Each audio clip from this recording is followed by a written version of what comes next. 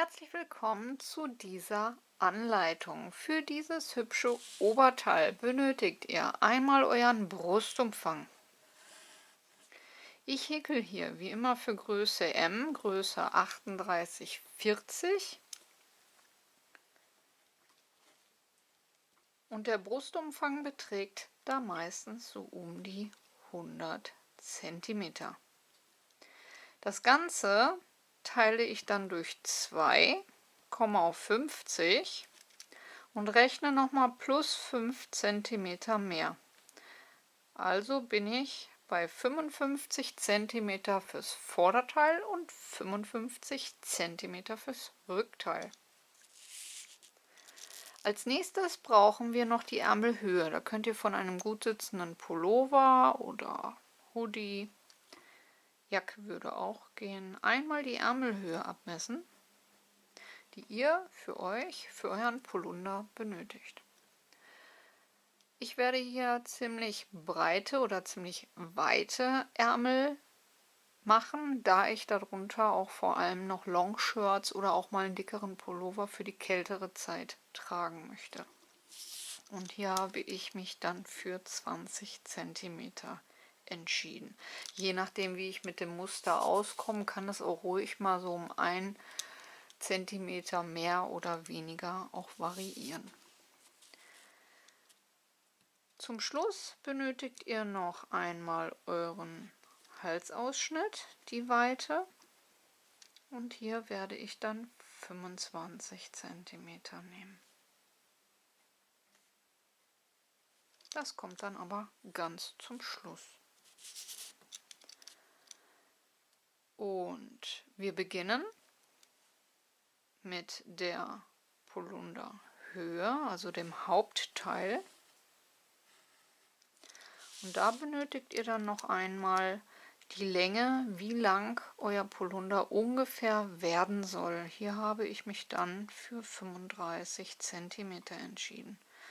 Da das Ganze sich noch etwas dehnt, kann es passieren, dass man dann auf 38 bzw. 40er Länge kommt. Und ich möchte nicht, dass es zu lang wird, also messe ich nur bis auf Hüfte. Und dann ist es auch nicht so schlimm, wenn es später noch etwas sich in die Länge zieht. Wir beginnen mit 2 Teilen, einmal ein Vorderteil, einmal ein Rückteil, die identisch gehäkelt werden. Also wir häkeln 2 gleiche Teile. Wir beginnen zuallererst mit unserem Quadrat oder Rechteck, je nachdem, was ihr für Maße habt. In meinem Fall wird es ein Rechteck werden. Ich beginne gleich eine Luftmaschenkette oder einen Fußschlingenanschlag mit euch zu Beginn auf meine errechnete Maße Brustumfang geteilt durch 2, Ergebnis plus 5 cm mehr. Das sind in meinem Fall dann 55. Und die Höhe von 35. Gemessen von unterm Ärmel herab, wie lang der Polunder werden soll. Nachdem wir das dann haben, nehmen wir, egal für was für eine Größe ihr häkelt, 5 cm an den Seiten ab, also minus. Und das Ganze häkel ich dann nochmal meine 20 cm hoch. Der Schnitt ist also ganz einfach gehalten. Hauptteil, den Brustumfang und einmal die Haupthöhe bis unterm Ärmel. Danach links und rechts 5 cm abnehmen und den Rest dann als Ärmelhöhe auch nochmal gerade hochhäkeln. Super einfach, überhaupt nicht kompliziert. Das Ganze werde ich mit einer 4er Nadel und 2 verschiedenen roten vierfädigen Bobbeln häkeln, einen in Glanz und einen in Uni, ganz normal. Alle Angaben zur Wolle, Nadelstärke und Verbrauch findet ihr wie immer unterm Video in der Infobox. Ich werde zuallererst mit der Hellrot beginnen. Ich glaube, das war die Farbe Kirsche. Und schlage nun eine Kette auf meine errechnete Maße Brustumfang geteilt durch 2 plus 5 an. Nachdem ich dann die Kette soweit angeschlagen habe, zähle ich die Maschen einmal durch und die Maschenanzahl für dieses Muster sollte teilbar durch 6 plus 2 Maschen mehr sein. Ihr könnt auch eine Luftmaschenkette nehmen, dann müsst ihr aber am besten eine halbe Nadelstärke höher gehen, Luftmaschenkette anschlagen, dann die Stäbchen zurückhäkeln. Dann bleibt auch eure Kette unten schön elastisch. Oder aber ihr häkelt mit mir jetzt den Fußschlingenanschlag mit, habt direkt die Stäbchen und eine elastische Kette. Wir beginnen mit 3 Luftmaschen, machen einen Umschlag.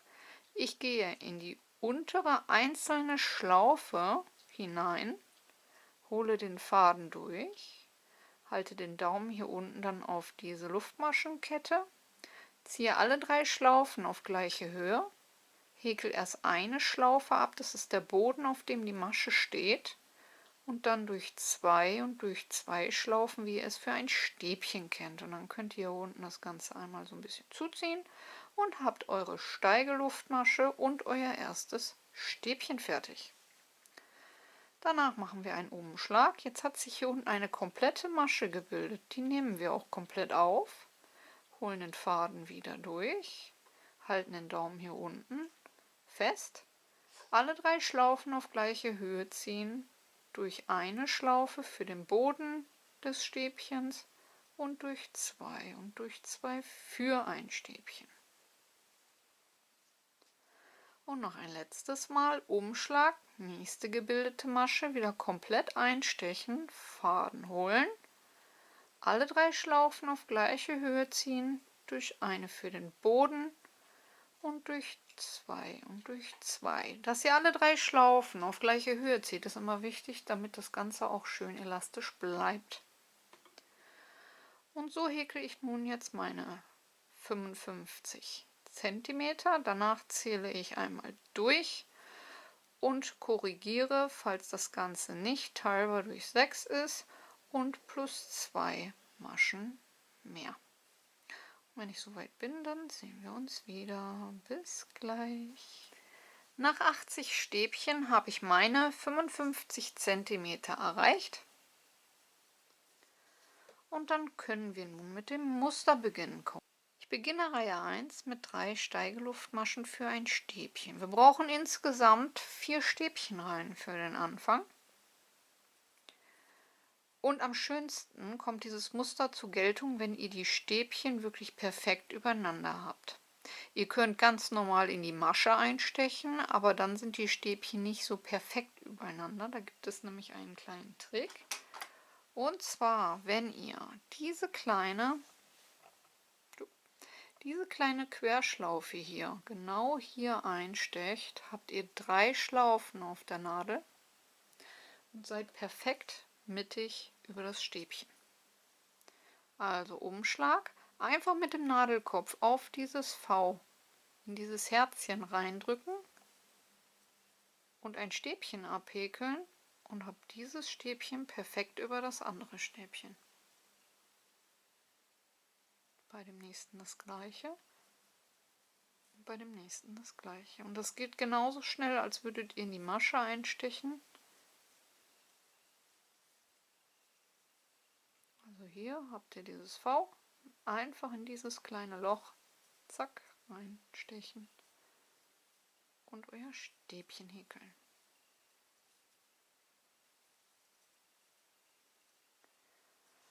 Und dann habt ihr alle Stäbchen perfekt mittig übereinander.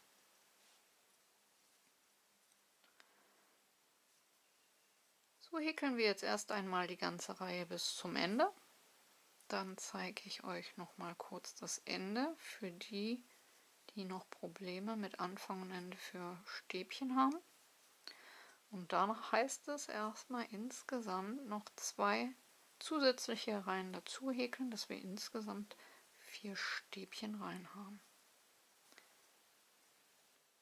Und am Ende der Reihe, nachdem ich mein letztes Stäbchen dann soweit abgehäkelt habe, muss ich noch in die zweite Steigeluftmasche von unten angezählt seitlich einstechen, in den Steigeluftmaschen der Vorreihe und dort auch noch ein Stäbchen hineinhäkeln, weil sonst habe ich eine Abnahme. Und die möchten wir hier nicht. Sodass wir wirklich Steigeluftmaschen über Steigeluftmaschen haben. Dann jedes Stäbchen ein Stäbchen und auch hier Steigeluftmaschen über Steigeluftmaschen.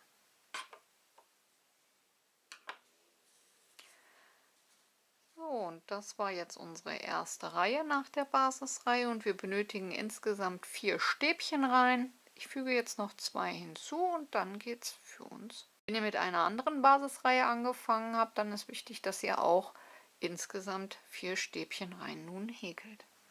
Und für die nächste Reihe beginnen wir somit dann auch wieder mit 3 Steigeluftmaschen. Steigeluftmaschen bleiben über Steigeluftmaschen, machen einen Umschlag, gehen über das nächste Stäbchen, stechen in das Herz hinein, in das kleine V und häkeln auch dort wieder schön mittig unser Stäbchen hinein.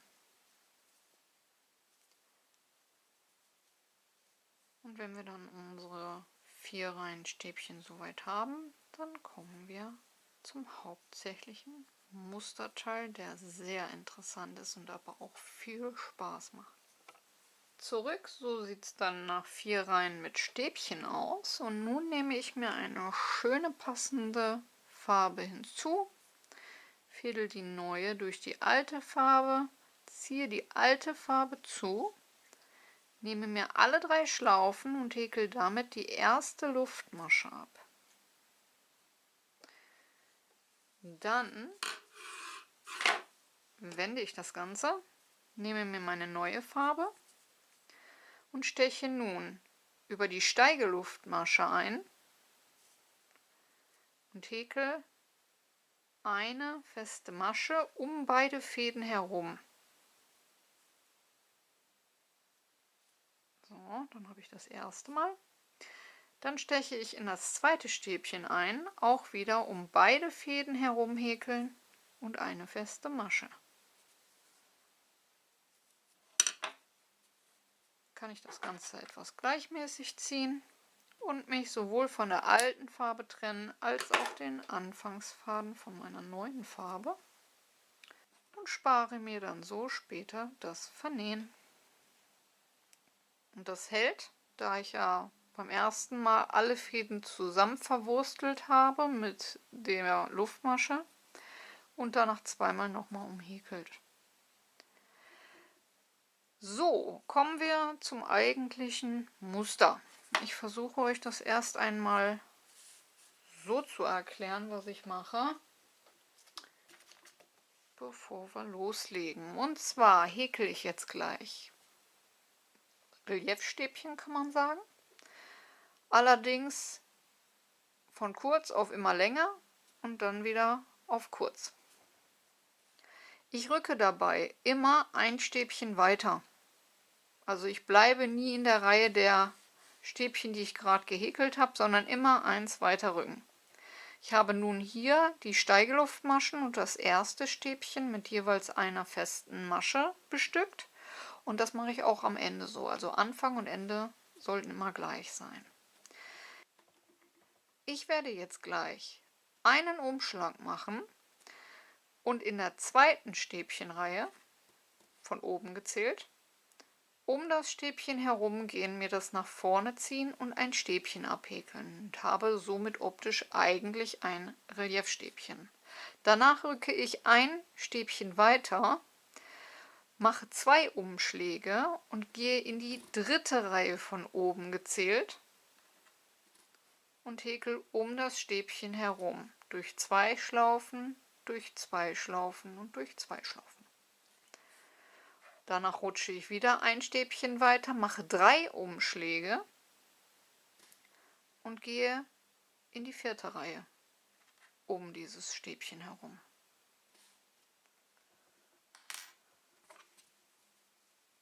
Also, ich beginne mit einem Umschlag in der zweiten Reihe von oben gezählt, um das Stäbchen herum und häkel ein Reliefstäbchen zu mir nach vorne. Danach mache ich 2 Umschläge, gehe ein Stäbchen weiter und gehe von oben angezählt in die dritte Reihe um das Stäbchen herum, hole den Faden durch 2 Schlaufen, durch 2 Schlaufen und durch 2 Schlaufen. Also ihr häkelt immer durch 2 Schlaufen ab, bis keine Schlaufen mehr übrig sind. Und nun kommt das längste mit 3 Umschlägen, und da gehe ich von oben angezählt in die 4. Reihe, was hier unten die erste ist.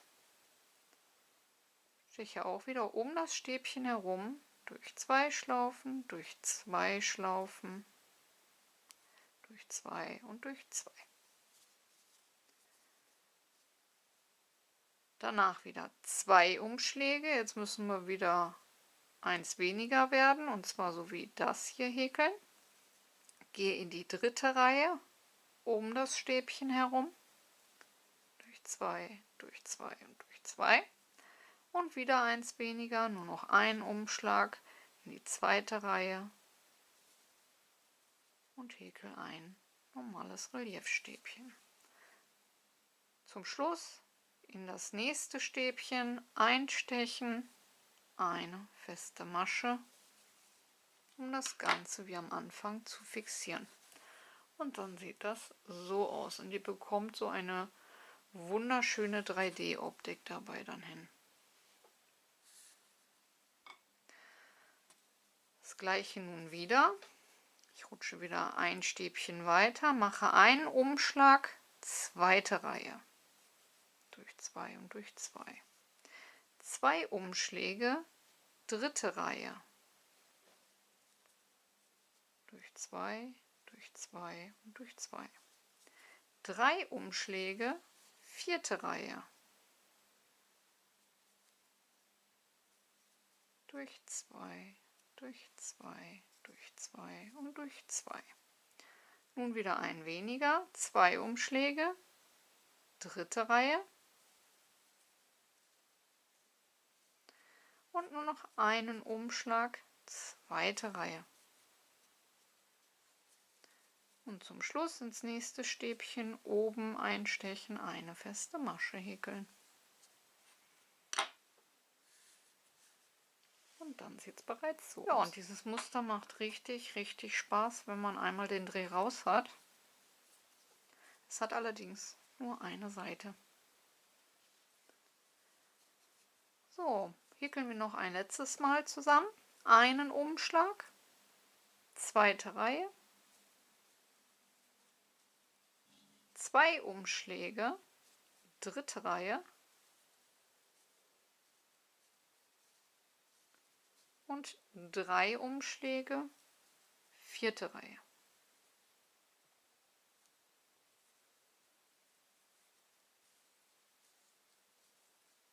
Danach wieder 2 Umschläge, 3. Reihe, einen Umschlag, 2. Reihe und eine feste Masche nicht vergessen. Und am Ende der Reihe ist wichtig, dass ihr das letzte Stäbchen nicht vergesst, mit einer festen Masche zu behäkeln. Und in die Steigeluftmasche seitlich in der 2. Luftmasche von unten angezählt auch nochmal eine feste Masche.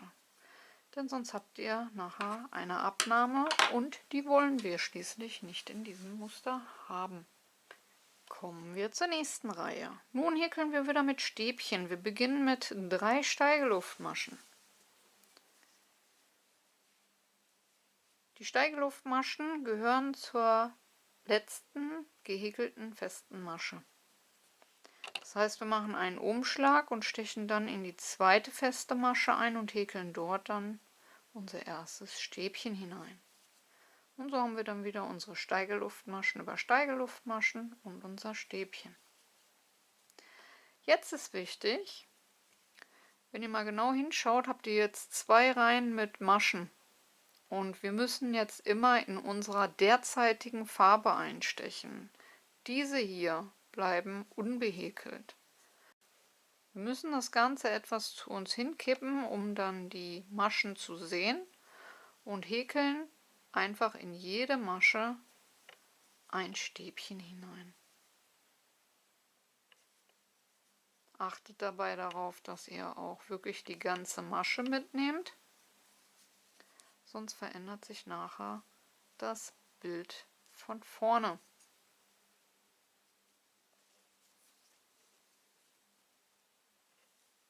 Und so häkeln wir nun erstmal die ganze Reihe, denn hier ist etwas Konzentration gefragt, dass wir auch wirklich jede Masche mitnehmen und auch richtig einstechen.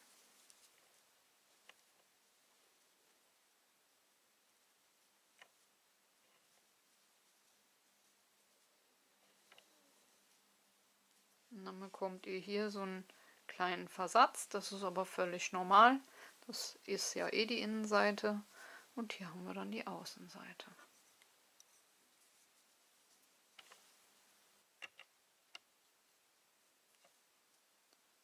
So, und dann haben wir unsere erste Reihe an Stäbchen wieder soweit fertig. Hier habe ich halt ganz normal in die Masche eingestochen, da man das von der Seite eh nicht so gut sehen kann und auch nicht rankommt. Allerdings gilt jetzt ab der nächsten Reihe wieder, wenn möglich, schön mittig in jedes Stäbchen einstechen. Wir beginnen also wieder mit 3 Steigeluftmaschen, machen einen Umschlag, Steigeluftmaschen, bleiben über Steigeluftmaschen, gehen über das nächste Stäbchen und stechen wieder in dieses Herzchen ein, um 3 Schlaufen auf der Nadel zu haben und schön mittig im Stäbchen einzustechen.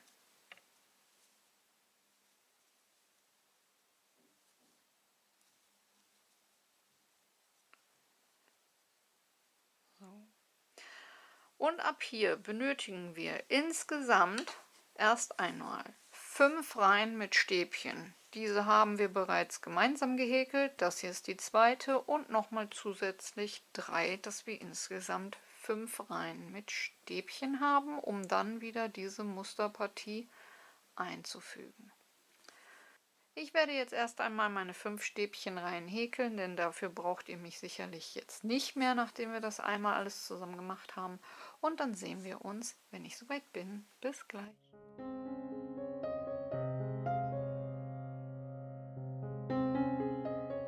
Zurück nach 5 Reihen mit Stäbchen kann ich mir nun wieder die Farbe von vorhin nehmen. Oder ihr nehmt durch eine andere Farbe, kann ja jeder machen, wie er möchte. Ziehe mir die neue durch die alte wieder hindurch, die alte Farbe wieder zu, nehme mir erst einmal alle 3 Fäden, häkel damit eine Luftmasche ab, so sind die schon mal da, schön miteinander verbunden.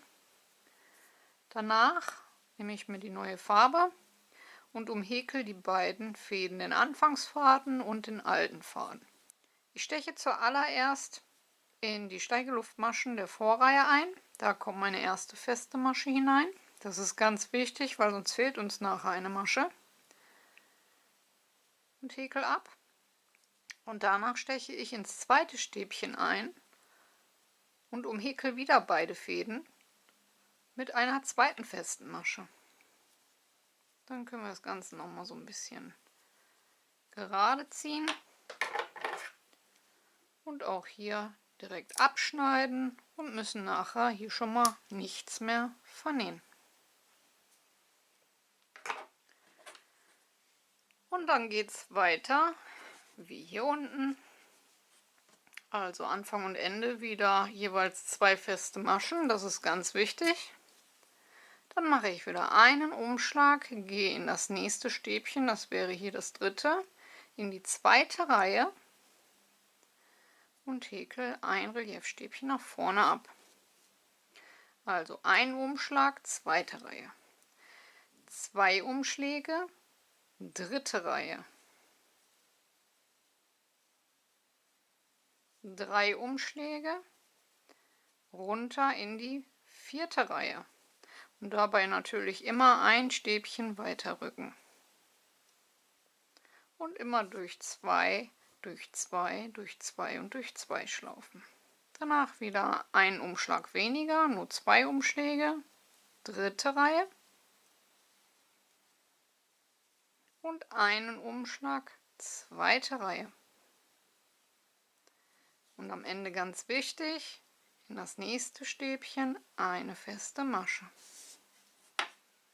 Und dann sollte es so aussehen. Noch einmal. Einen Umschlag, zweite Reihe. 2 Umschläge, dritte Reihe. 3 Umschläge, vierte Reihe. Immer durch 2 Schlaufen, bis keine mehr übrig sind. Dann wieder ein Umschlag weniger, 2 Umschläge, dritte Reihe. Und einen Umschlag wieder, zweite Reihe. Zum Schluss ins nächste Stäbchen eine feste Masche. Und so sieht es dann aus. Und das ist das eigentliche Muster. Wenn ihr die Reihe dann soweit fertig habt, dabei darauf achten, dass ihr auch am Ende wieder 2 feste Maschen habt. Danach folgen wieder 5 Reihen Stäbchen mit derselben Farbe. Und danach wechselt ihr wieder auf die neue Farbe und macht diese wunderschöne Optik hinein. Ja, und ab hier werde ich jetzt Reihe für Reihe so weit hochhäkeln, bis ich meine Gesamtlänge von 35 Höhe, also bis unterm Ärmel, dann soweit gehäkelt habe. Und wenn ich dann soweit bin, dann sehen wir uns zum Part, wo es um die Ärmelhöhe geht. Bis gleich.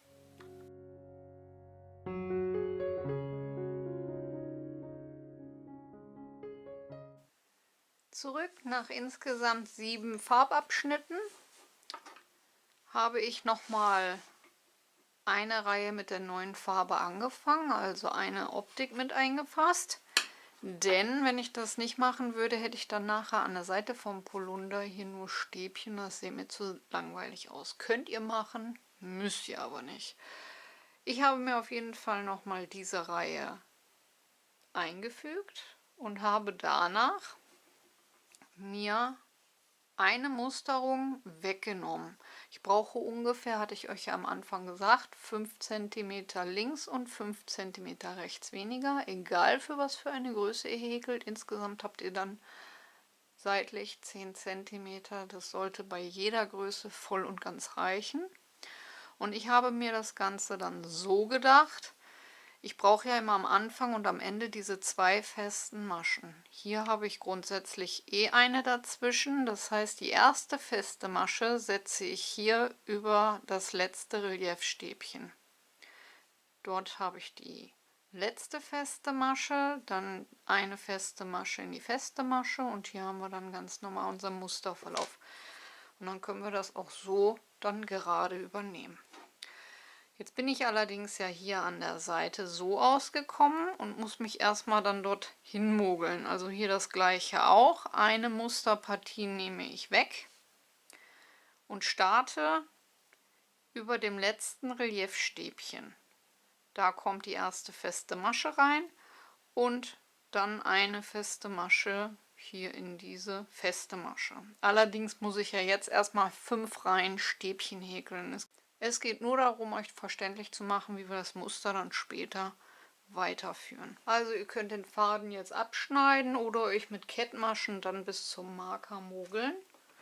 Das kann jeder jetzt machen, wie er möchte. Ich schneide jetzt den Faden hier ab, weil ich mir noch nicht sicher bin, ob ich später dort noch einen Abschlussrand machen möchte oder nicht. Es kommt darauf an, wie gut die Ärmelaussparungen am Ende aussehen, wie gleichmäßig. Und entsprechend möchte ich da keinen Unterschied zu links und rechts haben. Also wie gerade erwähnt, ich beginne dann über dem letzten Reliefstäbchen der ersten Musterpartie. Und wir müssen hier weiter häkeln mit Stäbchen, das heißt, da kommen dann jetzt die Steigeluftmaschen rein.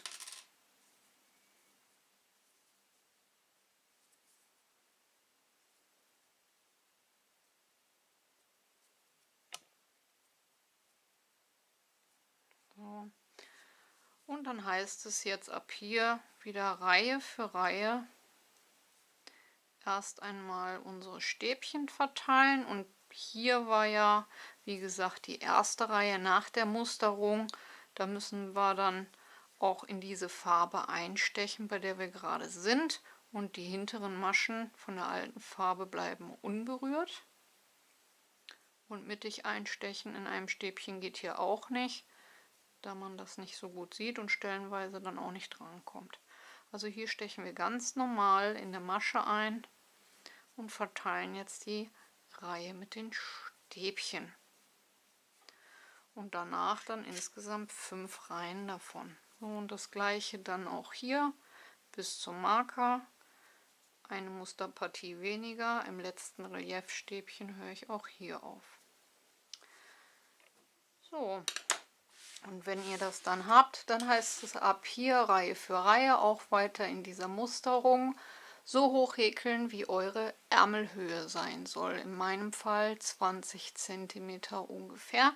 Je nachdem, wie ich halt mit der Musterung auskomme, kann es auch 1 oder 2 cm weniger sein. Schauen wir einfach mal. Ich nehme euch auf jeden Fall mit und dann sehen wir uns, wenn ich meine Höhe erreicht habe. Bis gleich.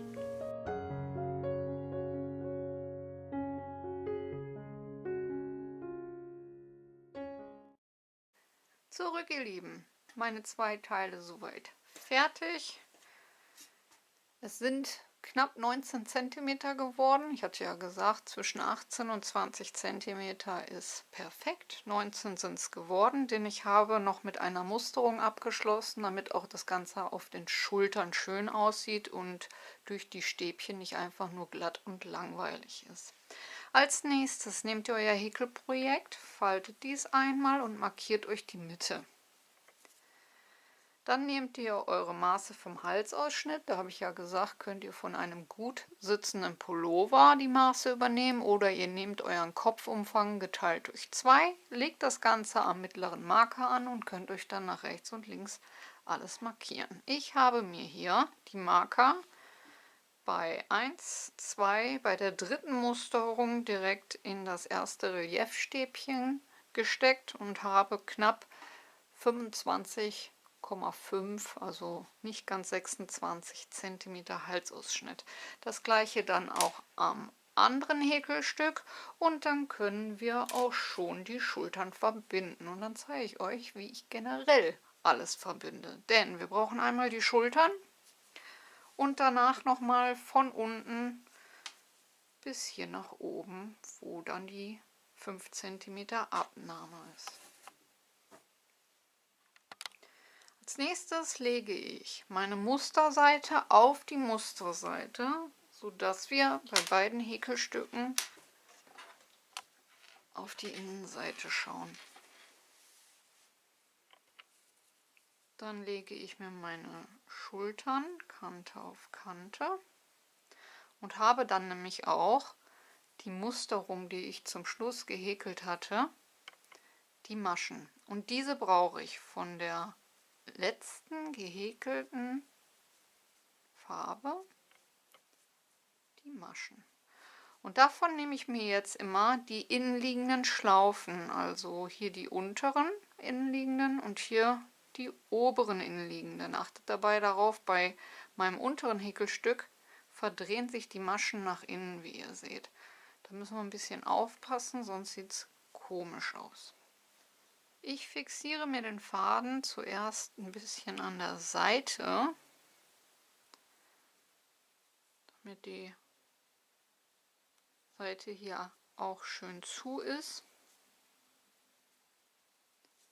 Und danach gehe ich immer, wie schon gerade erwähnt, in die innenliegende Schlaufe der zuletzt gehäkelten Farbe hinein und häkel eine Kettmasche ab.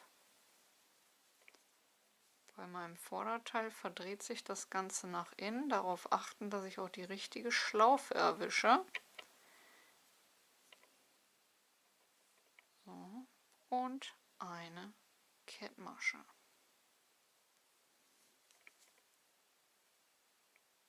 Nächste Masche, nächste Schlaufe und eine Kettmasche. Das Ganze schön locker. Die Kettmaschen nicht zusammenziehen, weil sonst würden sich die Schultern auch zusammenziehen und das Ganze sehe nachher unschön aus. So, dann häkel ich jetzt ein kleines Stück noch. Und dann zeige ich euch kurz das Ergebnis. So.